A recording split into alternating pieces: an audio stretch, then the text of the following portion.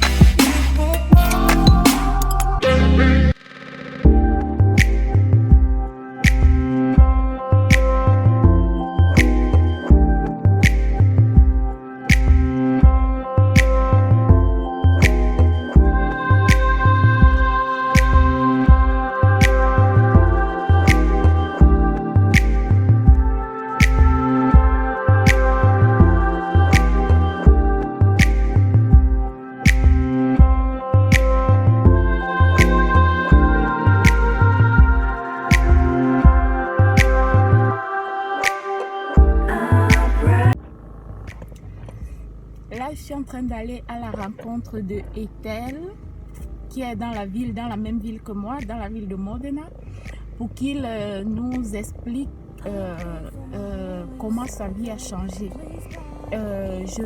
Pendant mon parcours, je vous fais voir juste comment les routes sont désertes. On a l'impression d'être dans un désert. Donc, j'espère que la police ne va pas m'attraper.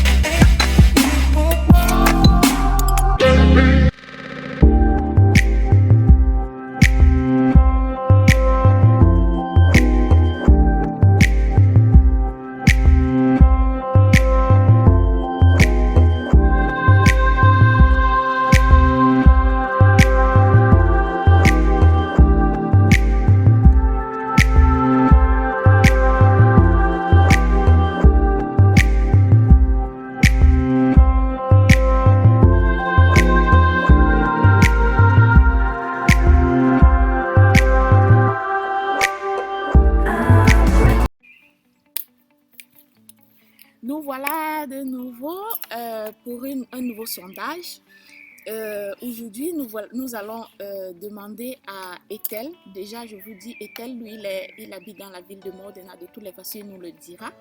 Nous allons demander aussi à Ethel de nous dire quel est l'impact du coronavirus, du COVID-19 dans sa vie de tous les jours. En quoi est-ce que cette pandémie impacte sur ta vie, sur ton quotidien de tous les jours? Merci Ethel. Bonjour à tous, moi c'est Ethel, je suis en Italie dans la ville de Modena, c'est quelque part en Émilie-Romagne. Et comme Franklin le signalait tout à l'heure, comment est-ce que le Covid-19 impacte ma vie de tous les jours? Je n'ai pas trop de rapport avec les personnes à part sur le travail, donc déjà ça ne change pas trop grand-chose dans ma vie de tous les jours, disons comme ça, sur le personnel. Sur le professionnel, oui, il a fallu respecter les mesures dictées par l'administration et par la santé, qui consistent à essayer de se laver fréquemment les mains, avoir moins de rapports possible.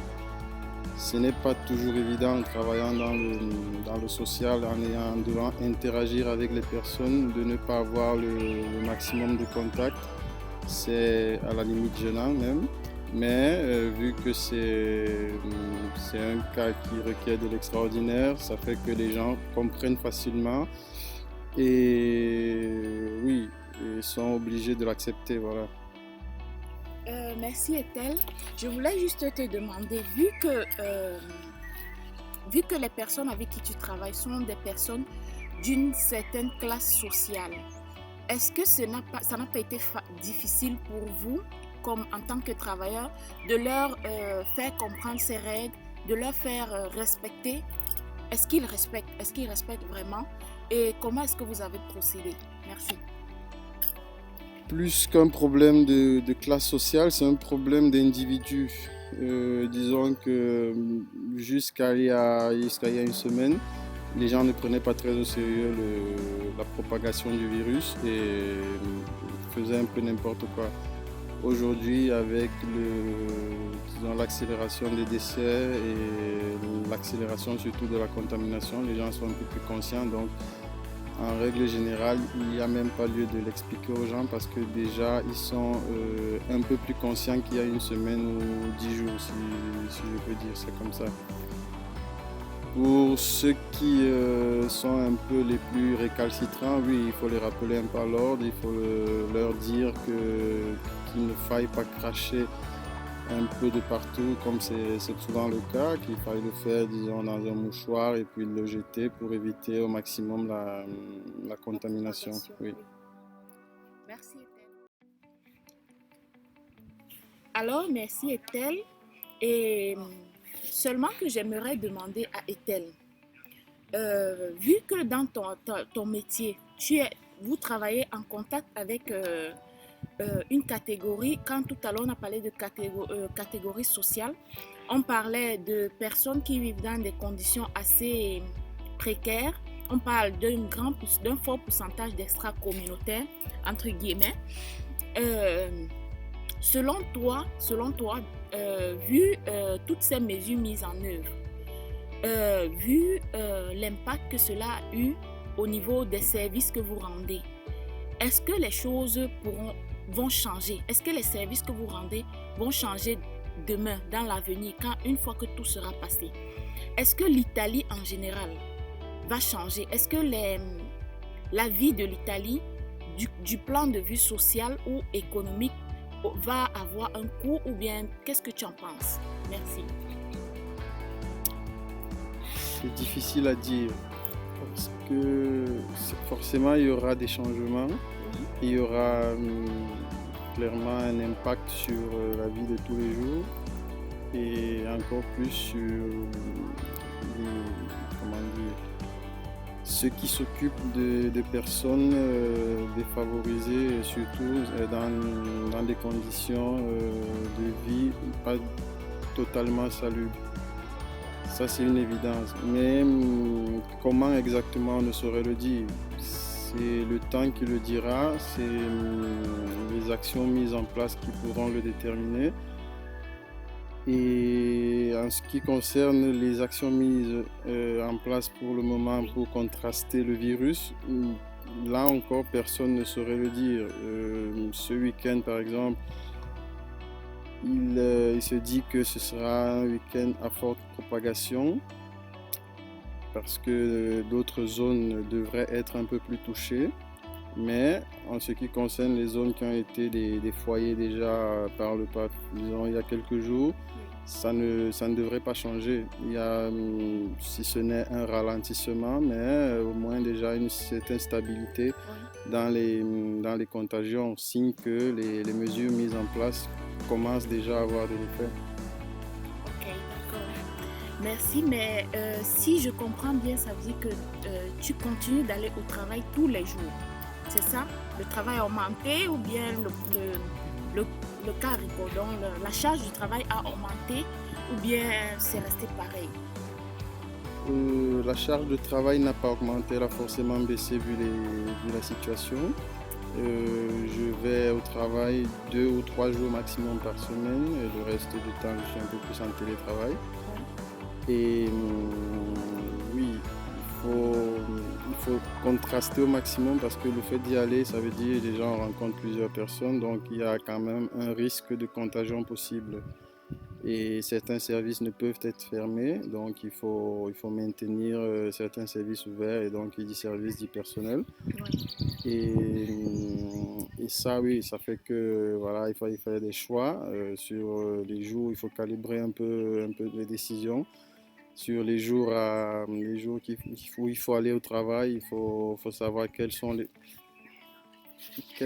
jours les jours adéquats et surtout les horaires même. Ok. Merci beaucoup Ethel. Et donc pour finir, comme dernière question, j'aimerais procéder par cette question, je l'aime bien. Sur les réseaux sociaux, on a eu une vidéo qui a fait un peu la une entre nous les extra-communautaires, entre nous les étrangers. Une vidéo comme quoi les étrangers n'étaient pas prédisposés à ce virus. J'ai vu même un statut qui a mis « virus fait seulement pour les blancs ». Toi, qu'est-ce que tu en dis? Tu y crois ou bien qu'est-ce que tu penses de cela? C'est très drôle comme remarque ou comme appréciation, mais je ne crois pas qu'il y ait une thèse scientifique qui étaye cette pensée populaire. Donc jusqu'à ce qu'au moins il y ait une thèse scientifique qui dise que oui, les extra-communautaires, entre guillemets, sont immunisés par rapport à ce virus, je crois qu'il va falloir faire très attention parce qu'il ne faut pas tomber dans les travers de se dire immunisé et prendre tous les risques possibles. Le plus intéressant serait malgré le supposé ou disons le faible taux de contagion recensé chez les extra-communautaires, il faudrait prendre le maximum de précautions pour éviter de se retrouver à faire partie de l'histoire, mais à l'envers. Ah, d'accord. C'est très bien comme parole ultime. Merci beaucoup, Ethel. Merci pour ta participation. C'est un plaisir de t'avoir ici sur le plateau de Girl to Girl. Et j'espère qu'on se reverra très bientôt. Le plaisir a été pour moi et j'espère qu'il y aura bientôt Boy to Boy. Au revoir. Au revoir. Coucou, bonjour. Me voici de nouveau pour de nouveaux sondages, pour de nouvelles expériences. On parle toujours de coronavirus. Oui, on parle toujours de cette épidémie qui continue de faire des ravages en Italie, qui est partie de la Chine et qui continue de faire des ravages autour de nous en Italie, en France, partout dans le monde. Aujourd'hui, on va rencontrer la charmante Angèle, qui est pharmacienne. De toutes les façons, elle va se présenter, qui nous dira quel est l'impact du coronavirus, comment est-ce que l'épidémie a changé ses habitudes de tous les jours. Bonjour Angèle. Bonjour Franklin. Comment tu vas? Bon, par la grâce de Dieu, ça va. Ok. On essaye de gérer facile. Bon, Alors, Angèle, déjà, après nous avoir dit qu'est-ce que tu fais comme profession et tout, nous aimerons que tu nous dises en quoi cette épidémie a changé ta vie, tes habitudes de tous les jours. Quel est l'impact de cette pandémie dans ta vie de tous les jours? Merci, Angèle. Merci de me donner l'opportunité de partager mon expérience sur ta plateforme. Ça, c'est un sujet d'actualité. Je suis Angèle Ngassa. Je vis en Italie, précisément dans le nord, dans la petite ville de Voghera, dans la Lombardie. Lombardie qui est le premier foyer de contagion du coronavirus en Europe et qui a vu justement beaucoup de contagions depuis ces derniers temps. Et justement, l'Italie est le pays le plus touché de l'Europe et même le pays le plus touché de la Chine par cette épidémie qui désormais est une pandémie, comme l'a déclaré l'OMS. Je suis pharmacien de profession et je travaille dans une petite ville aussi à côté, pas dans une petite ville à côté, donc j'ai plus ou moins pas mal de kilomètres à faire pour rendre au mais bon, comme je disais tantôt, c'est un sujet d'actualité qui impacte non seulement la vie personnelle, mais la vie de la société en général, parce que tous sont concernés, tout le monde est concerné à quelque niveau que ce soit. Et justement, pour mes habitudes, j'essaie de prendre les mesures qui ont été prescrites par le gouvernement, par l'État, par le corps sanitaire, puisque j'en fais aussi partie. Oui. Et j'essaie vraiment de mon mieux possible D'être un exemple. Oui. Et bien sûr, de ne pas faire dans l'alarmisme, dans la psychose. Mais je pense que les règles d'hygiène élémentaires, parfois sont très négligées, nous aident beaucoup dans ce cas spécifique. Et dans le cadre de mon travail également, les dispositions ont été prises par ma boîte pour maintenir, pour se soumettre justement à ces conditions, à ces règles. Dans la vie de chaque jour, je dois dire que beaucoup de choses ont changé. Je ne vais pas dire peut-être mes habitudes alimentaires, mais le fait que je puisse me rencontrer, le fait que je ne puisse rencontrer mes amis, les connaissances de la famille, le fait de rester confiné, quand même, ça fait réfléchir, ça fait penser aussi, ça c'est peut-être le bon côté des choses, mais c'est pas que positif parce que la vie sociale est quand même très touchée. Et même dans le cadre du travail, vu que la population quand même, je remarque que se soumet pas mal, ce n'est pas encore le temps parce qu'il faut dire que ce n'est pas encore complètement évident pour tout le monde cette situation, la dangerosité, si je peux dire, ou bien ce n'est pas encore évident, tout le monde ne voit pas vraiment l'état d'urgence, si on peut dire comme ça, de cette situation, mais quand même, je remarque que plusieurs personnes se soumettent quand même, on a quand même une baisse de clients, de patients qu'on rencontre chaque jour. Et de manière progressive, une baisse progressive des patients, de plus en plus quand même les gens comprennent. Mais je dois également dire que c'est une situation qui marque beaucoup, qui permet, comme je disais tantôt, de réfléchir aussi d'une certaine manière, de se rendre compte de certaines réalités, de certaines choses qui deviennent parfois des clichés dans la société, alors que c'est parti peut-être de nulle part. Je parle de là pour raconter une petite anecdote. Dans le cadre de mon travail dans le cadre professionnel, j'ai eu affaire à deux clients, patients, si vous voulez, qui sont venus, qui étaient de configuration, si je peux dire comme ça, asiatique, de phénotypes qui semblaient physiquement des asiatiques. Je suppose que c'était soit des Chinois, soit des Japonais, mais je pense que Chinois. Et c'était là, dans la pharmacie, avec des masques. Il y avait un qui parlait italien et l'autre qui ne parlait pas. Et celui qui ne parlait pas italien, c'est mon derrière, bien sûr. Celui qui parlait bien, il faisait traduction. Oui. Et ils m'ont demandé certains produits à acheter, des produits, notamment des produits pour des maladies saisonnières, Oui. simplement de gorge et tout.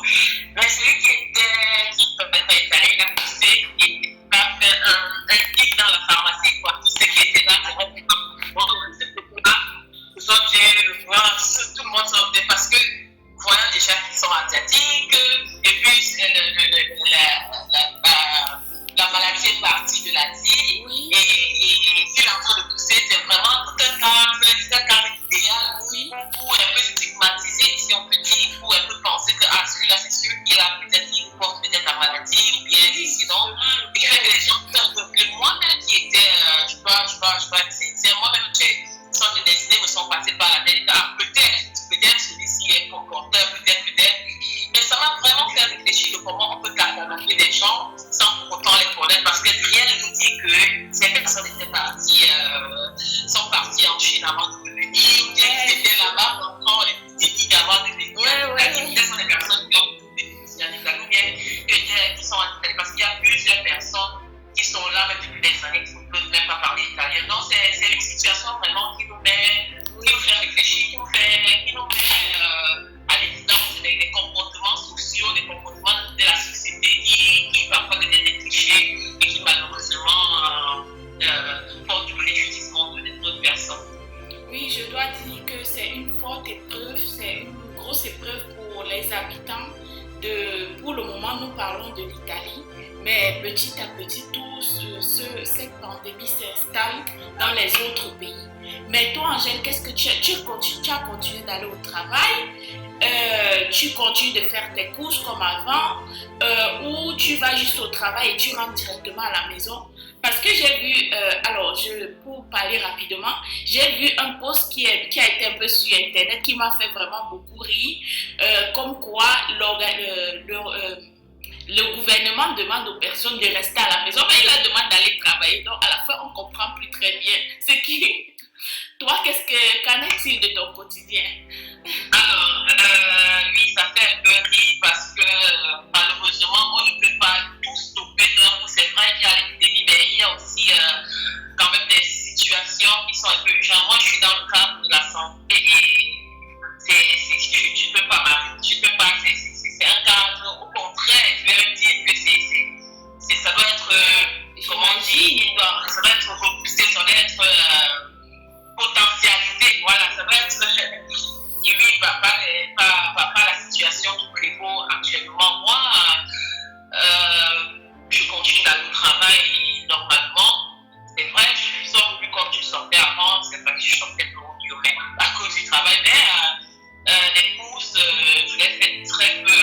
Déjà, je m'organisais bien avant même à faire des un peu déjà pour peu de temps, je ne vais pas avoir faire tout le temps. Oui, justement. Et oui, tu fais des réserves. Tu fais des réserves très souvent. Voilà, je fais quand même quelques réserves. Et je disais tantôt, les mesures qui ont été prises demandent justement de rester à la maison tant de faire ce que, c'est-à-dire pour ceux qui ne peuvent vraiment pas rester à la maison, sans cela qui doivent sortir.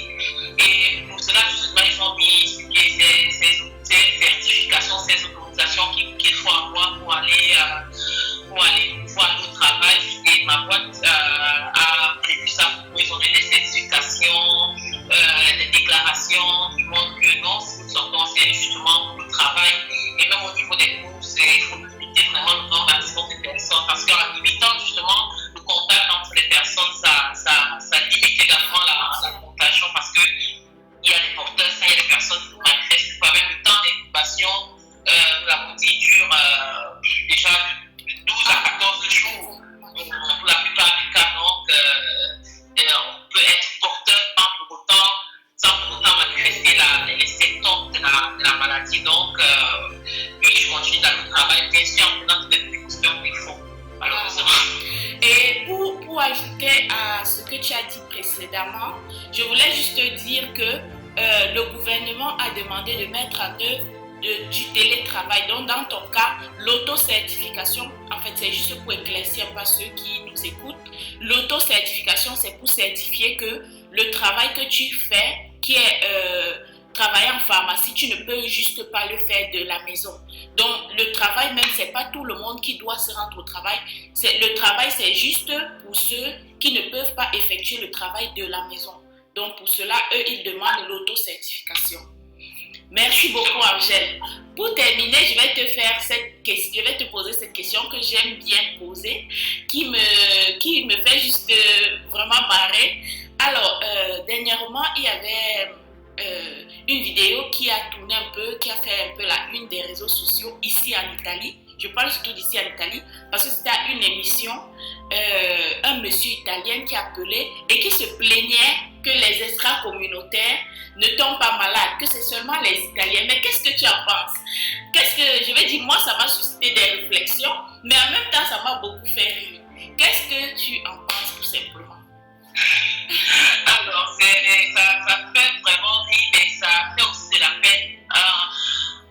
Au début de notre entretien, j'ai parlé justement des clichés qu'on peut avoir sur certaines communautés, sur certaines personnes, sur certains faits, sur certaines idées de la société. On peut parler pas seulement de la race, on peut parler de la politique humaine, on peut parler de la religion, dans tous les niveaux, à quel niveau que ce soit.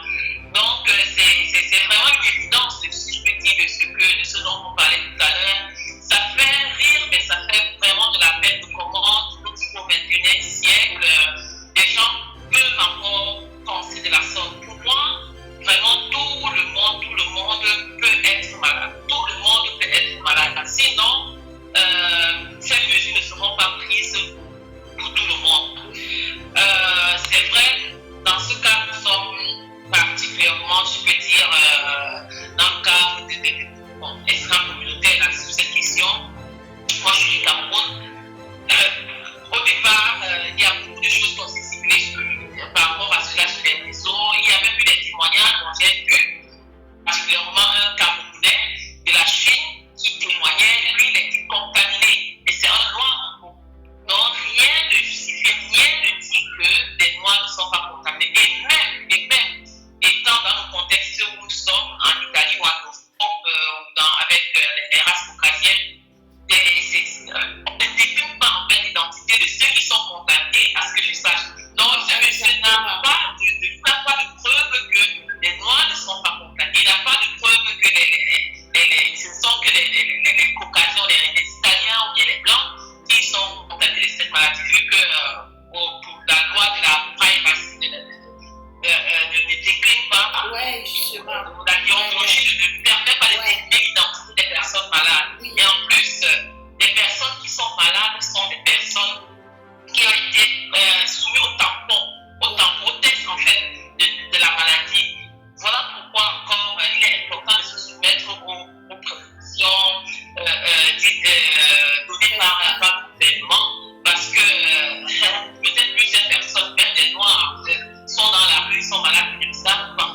Parce qu'elles manifestent tout simplement par la maladie. Moi, je pense que c'est juste une bassesse, une rage, ou bien je sais pas moi, quelqu'un qui perd son dévolu à cause des préjugés. Et vraiment, moi, tout le monde devait se soumettre, que tu sois noir, blanc, jaune, tout le monde devait se soumettre, parce qu'en le faisant, on se protège d'abord nous, et en plus on protège les autres. En regardant la maladie, vraiment, moi, dans mon cas du travail, je peux dire que nous sommes presque les premiers à interagir avec la population malade, si on peut dire, parce que quelqu'un fait une grippe, puis c'est une grippe, mal de tête, quoi que ce soit. Le premier enregistrement, c'est en pharmacie. On va prendre un médicament pour se soulager, ou bien ils sont quand même très exposés. Et justement, nous prenons toutes les précautions qu'il faut pour ne pas être contaminé. Donc, moi, c'est vraiment il faut avoir de la hauteur par rapport à ça et passer, ne même pas faire gaffe. Ça montre juste la réalité de ce que plusieurs personnes pensent. Je pense que aussi ce que plusieurs personnes pensent. Malheureusement, je ne sais pas ça, c'est la vérité. J'ai beaucoup adoré ton intervention, ta dernière intervention. Et je sais qu'on a beaucoup à se dire, on a beaucoup à dire par rapport à cette épidémie, le vécu. On vit vraiment beaucoup de choses tous les jours. Vraiment, je te remercie, Angèle. Ton intervention était très enrichissante, tant en tant que pharmacienne qu'en tant que extra-communautaire, je dis pour blaguer, donc vraiment a été très enrichissante. J'espère vraiment qu'on se retrouvera très prochainement pour parler d'un autre thème, quoi.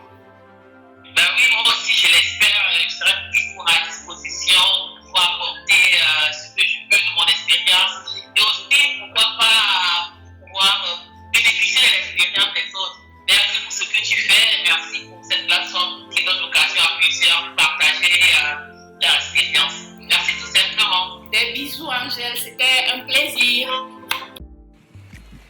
Arrivé au thème de notre vidéo, je voudrais juste dire que nous devons être forts, nous devons être juste préparés.